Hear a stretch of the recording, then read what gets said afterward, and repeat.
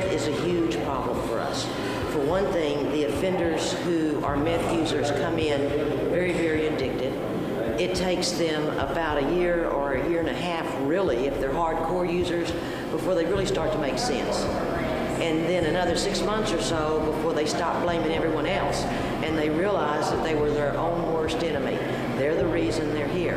We have inmates who are meth users who come in, as many of our drug offenders do, with enlarged hearts. Plus, meth offenders have a unique problem, and that is their teeth are terrible. I cannot tell you how many come in with rotten, missing, cracked off, broken off teeth. And there's really not any way to save them. So when you take methamphetamine, your brain has a massive dumping of that dopamine into the system. So you have this huge surge of dopamine into your system, so you feel good. The devastating problem with this is once this chemical, or brain chemical, or natural chemical, has been released into our system, there's no more left. You have this immediate surge, and then it's gone. So these people go from very high, elated feelings to the deepest and darkest place imaginable. Trying it once is the problem, because once you do, it seems to put a chain of events that causes the user to use again and again and again. Usually when we see people die from methamphetamine, it's from the powerful stimulant effect. Their heart rate is racing, they have a stroke, they have a heart attack, they have serious complications from that.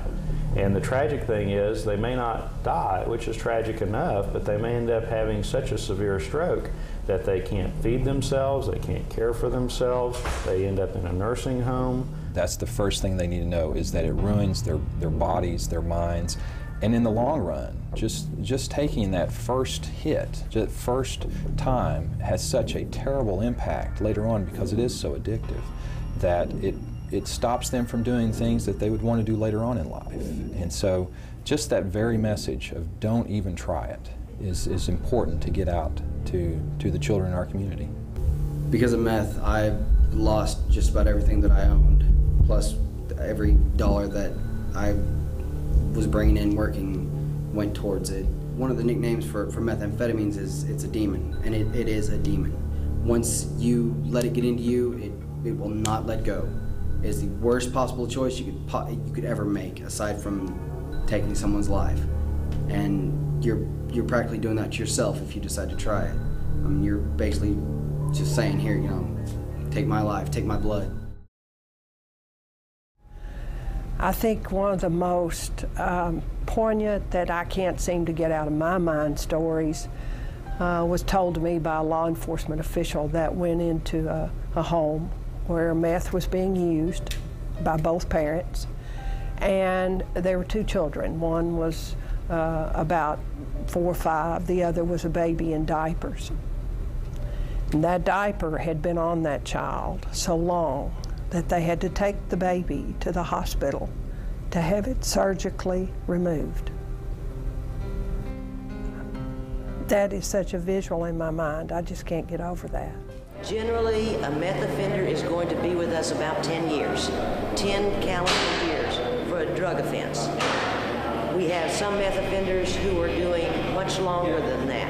And I don't think a lot of folks realize that for drugs, you can actually get life.